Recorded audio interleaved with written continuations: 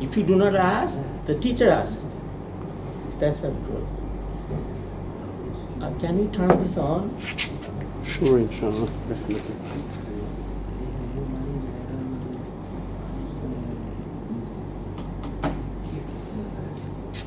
Can you find Surah Nisa Yes. 28? And let's start with that today.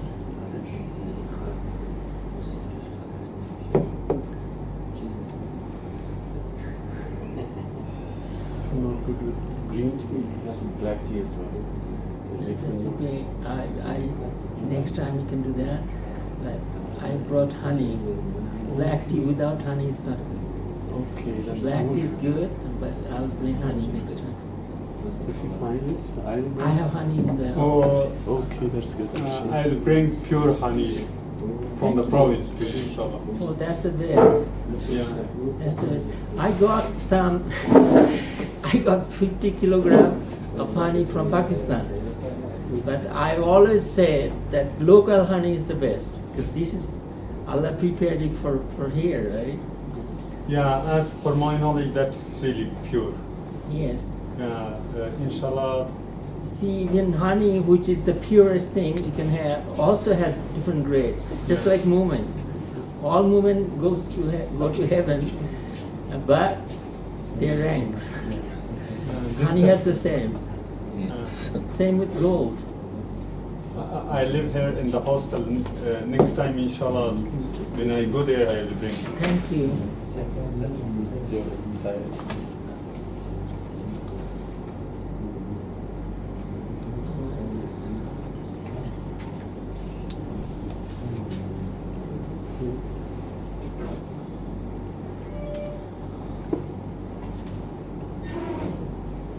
Give me some. Oh, yes. 20? 28. Yes. That أعوذ says, بالله من الشيطان الرجيم بسم الله الرحمن الرحيم يريد الله أن يخفف عنكم وخلق الإنسان ضعيفا. Allah is saying that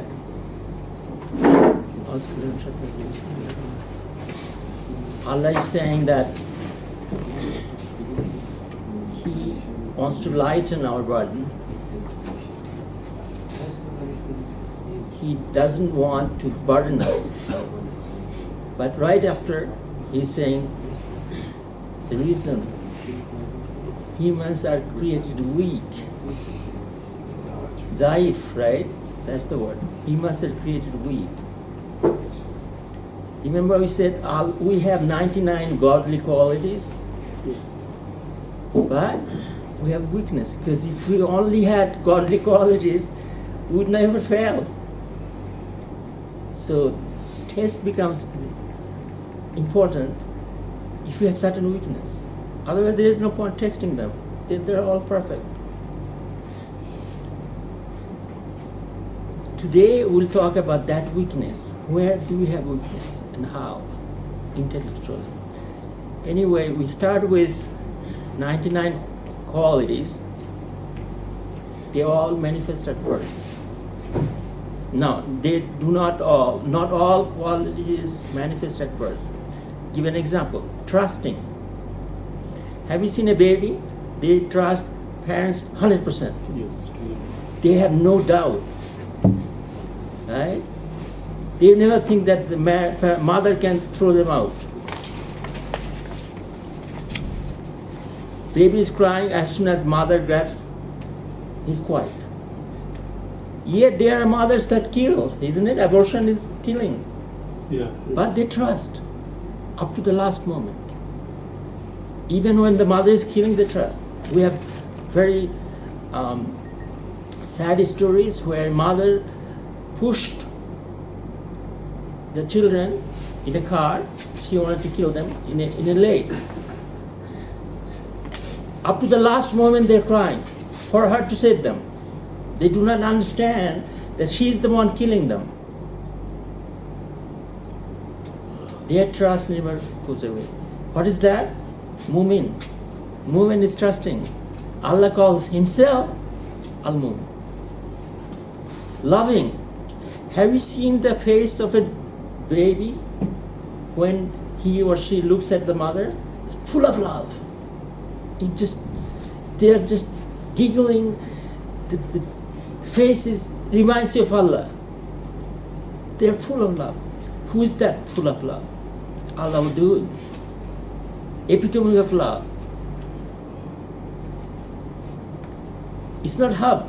Hub is something else. Hub in Arabic means liking something. Allah does not like everybody, but He was everybody. In Arabic, this is distinct. Allah does not call Al-Habib. He calls him Al-Wadud. So those are from infancy. You have them. Al-Alim, on the other hand, is absent at birth. They have the material, but Al-Alim, to be Alim, you need intention. And they do not have that ability. That's given later on. So, when can they become Alim? After they achieve maturity. It doesn't mean they don't have the ability. They all have the ability unless they're crazy, right? But it comes at a different time. Same with female fetus. Do you know female fetus? Yes. Fetus have 6 million eggs. 6 million. So literally, if each of them was fertilized, they would have 6 million babies. Even after birth, that 6 million becomes 2 million. But they still cannot have babies. It has to become at a certain time. So Allah does everything according to that plan. Remember the plan? The controlling function, the qadr. That comes out later. What is the manifestation of that in terms of quality? Female fetus develops Do you know what is the Arabic for Raham. Yeah. The root word of Rahman and Rahim is Rahman scientifically means that extends to infinity in space, and Rahim scientifically means that extends to infinity in time. That's the scientific meaning of Rahman and Rahim. And in English we translate it merciful and whatever we make. But scientific meaning is because Allah holds everything with Rahmah. Just like a holds the fetus with Rahmah, feeds everything, but doesn't get anything from it. Allah doesn't benefit from us. It's only one way.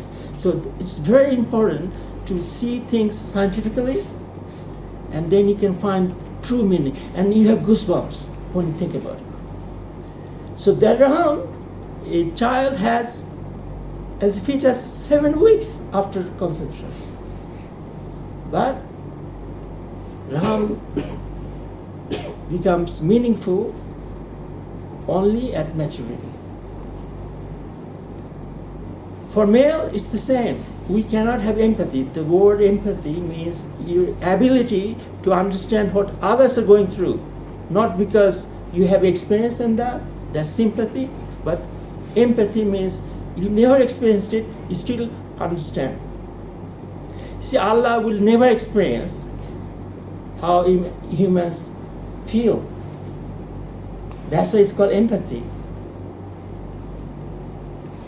Same way,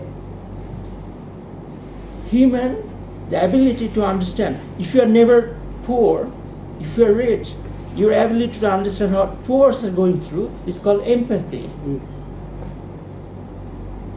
And that you can only have at maturity, when you have the ability to think. Children do not have empathy because they don't have the mental maturity to understand how others are going through. I remember my child, older one, he was 2-year-old, he was stepping on ants in a park. I thought, this is cruel. He's killing the ants. I tried to invoke empathy by giving him sympathy. How? I told her the mother of the ants will cry. He understood right away. You see the point? Because he never experienced how ants feel. But I get that feeling by telling him the mother of the ants will cry. And he understands that mother will be very angry or very sad if something harm happens to him. Right away he stops. So rather than telling her, don't step on it, what are you crazy? Why are you killing them? I invoke empathy. I taught him empathy at age 2. Later on, he grew up to be most empathetic in the class. And I have many examples of many stories about that. But this is another one that does not manifest at birth. It comes later on. So coming back to intention, we have seen this. It is our obligation to not judge the intention. If somebody says, action is good, you do not question the intention. If action is bad, you do not question the intention, you just point out, you judge him by the external, the action. You have to assume good intention, but not for bad actions. If somebody is wasting food, right? You do not say maybe his intention is good. Somebody is using foul language, you do not say his intention is good. On the other hand, somebody is doing something good, you do not say maybe he's pretending. That's haram. Haram as in what? You are assuming his intention is bad, which Allah forbid you in 49, Hujurat 9 to 12. So do not start off with negative. Right? The visible part, that what you see here, is skill, is tangible. You can see, touch, everything, right? You can see that it manifests itself. The invisible part is intangible. What I'm saying today is not talked about. And there's a good reason it's not talked about. In research, if you do not identify the difference between the two, you will be going the opposite direction of knowledge. Intangible is safe here? No. Yes, Oh, here it is. We talked about that. Intangible is the entire time function. Can you feel what is going to, can you feel and see past? No, 0. Can you see, feel in future? 0. It's something that happened right like 30 seconds ago, we cannot see it again, ever again. So the total time function is the ultimate intangible. Right? So intangible in Arabic is ghaib.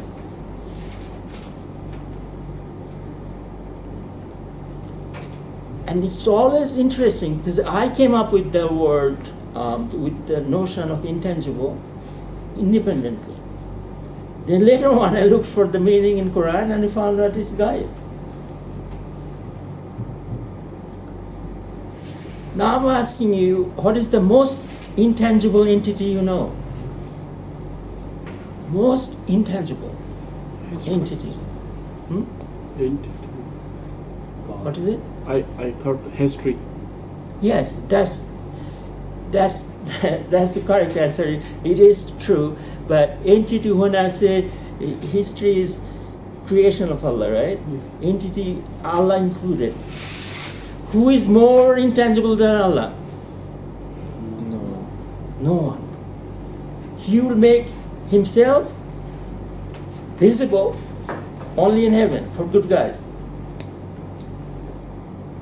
Only Musa alayhi salam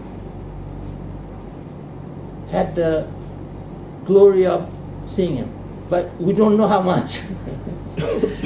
Right? We do not know how much. It's a glimpse. And also our prophet in Yes. Miraj. That's right. But we do not know how tangible it was, right? It still remains intangible. He could not describe that. قوسين أو أدنى. Yes, yes. So, ultimate intangible is Allah. What is the most intangible creation, you know? Time, as he pointed out. What is the most tangible entity, you know? What is the most tangible?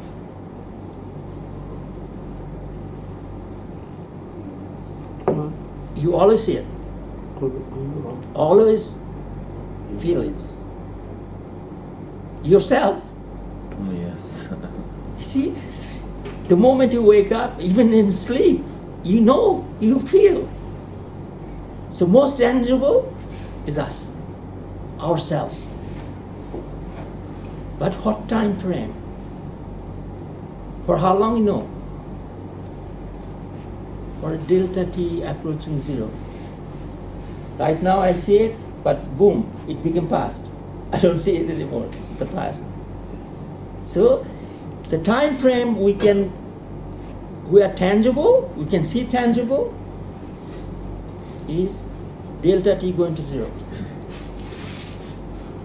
Very, very small, negligible. So our ability is very small. Tangible things is infinitely small. And this ability makes us very weak. Our knowledge is very limited. See, I have fever, boom, boom, it's gone. Right away, I don't see it anymore. And that's where that verse 4:28 comes into play. Allah made us very weak. But in terms of thinking process, weakness comes from very short term. Our perception is very short, fraction of a second. The word dunya, so this is us, right? Now the earth itself is dunya. Our life is dunya. Hayat dunya, right? How about that?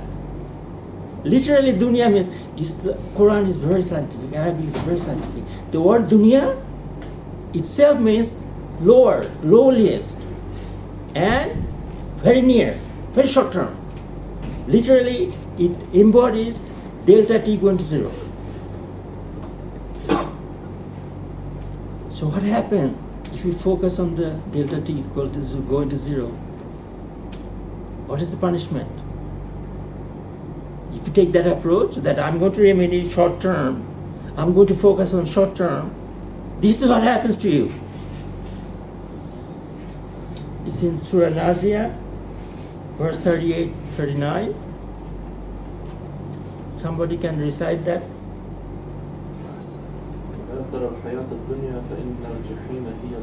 Yeah. Absolutely, those who prefer the life of dunya, Allah is using the word inna. Inna means without exception. No exception.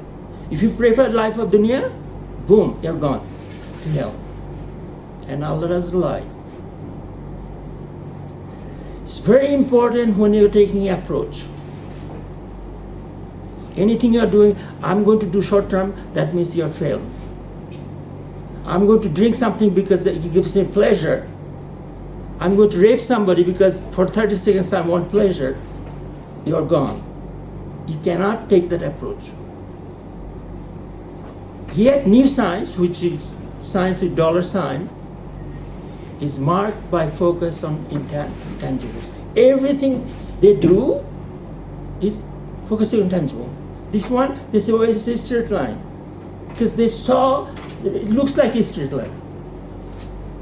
This is a circle. It looks like a circle, so there's a, let's assume it's a circle. That's called short-term approach. It doesn't exist. They would not think that it is line, but let's look at closely. It's not a straight line. There's nothing straight line. So that's the approach new science takes. Everything is about tangible. Real science, on the other hand, which is L, takes the opposite approach, meaning what? We focus on intangible. Remember what he said? If our intention is not to please Allah, it's a sin, right away. It's the wrong direction we're going. So our intention to is please Allah means what? We're taking the long, intangible approach. Even in the West, it's called the approach of obliquity. If you want to achieve a goal, if you focus on short term, you do not get it. You can write down the approach of obliquity. That's the approach scientists take. They say, we do not want to focus on short term because there's nothing. Right? So you take an approach that will solve your problem. For instance, you see a very pretty girl, right? What would be the tangible approach? You just grab her, right? That's the approach of short-term approach. Long-term approach would be marry her. It's the obliquity. That way, you can have her for the rest of your life. Short-term, you get convicted, you go to jail or be punished. Short-term never pays. In dunya or akhirah.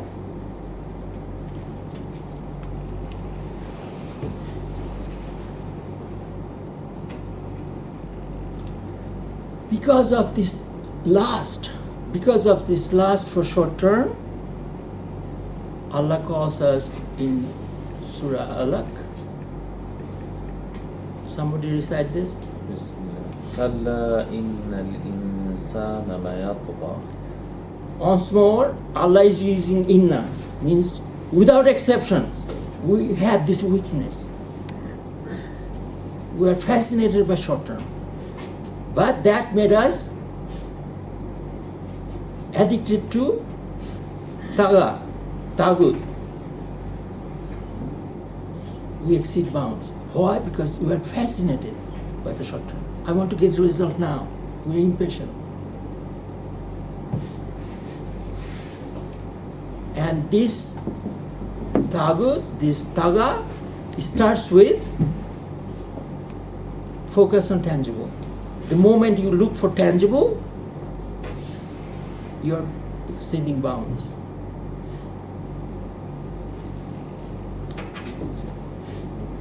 The most important research in dunya is how to make money, economics, isn't it?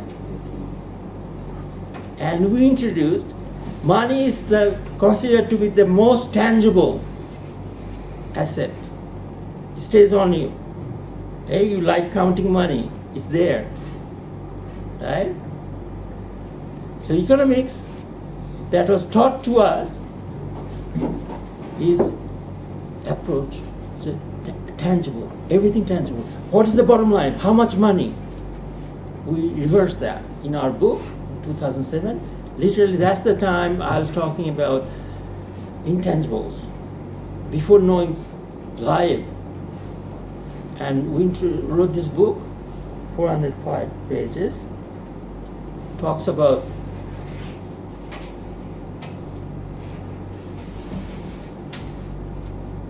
intangible economics. What is that based on? What is economics in Arabic? Anybody knows? Yes. What is the root word? Kasad. What is kasad? Remember? Dynamic intention.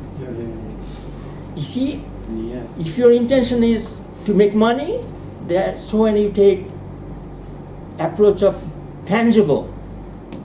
That's what Shaitan teaches us. Make money. On the other hand, Arabic term, iqtisad, is based on intention, optimizing intention. And there's a hadith, it's very important in terms of economics. a Sahaba was making wuzu from water from oil.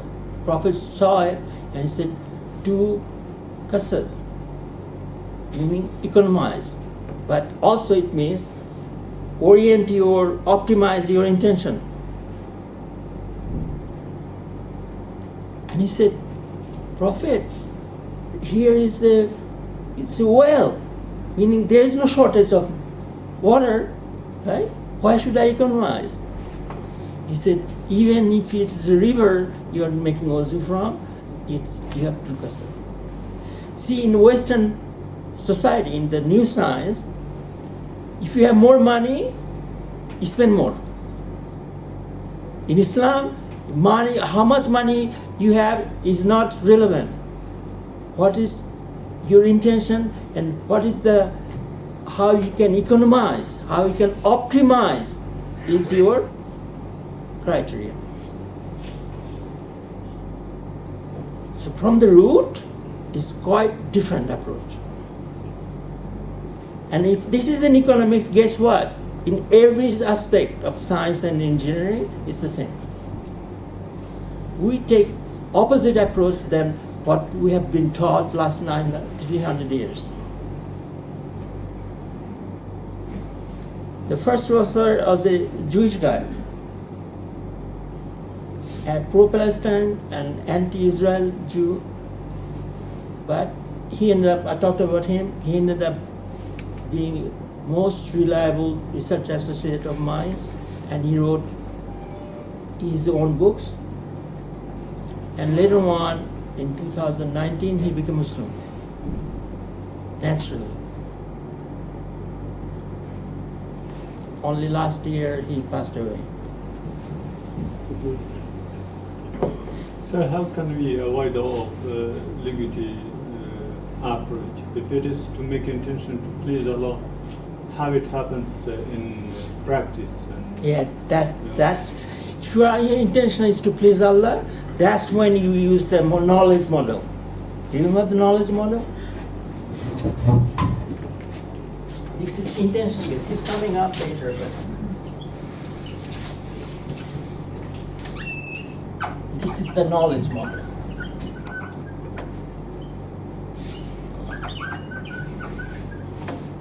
Quran, Hadith,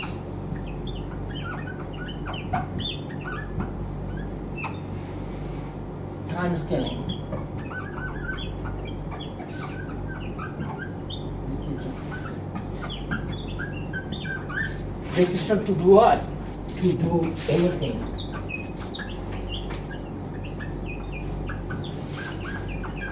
And remember the Quranic verse 17:36. Don't advance or do not proceed until you know the details. Yes. See, if your intention is good, you don't care what Mr. Smith is telling you. You want to find out what Allah said, how Prophet saw it. You do not go anywhere else.